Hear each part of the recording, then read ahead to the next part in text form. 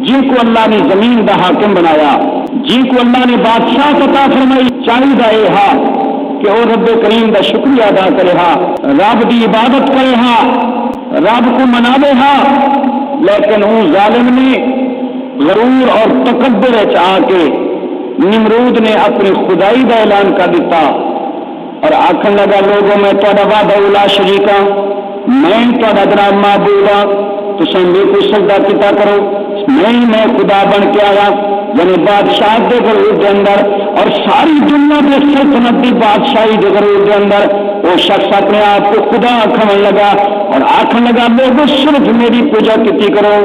इस वास्ते उन निमरूद की बादशाहत में झूठी खुदाई का रंग इख्तियार किया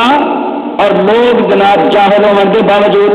और इतना फिस्को फजूल विच मुब्तला हैं कि उन्होंने पूजा शुरू कर दी।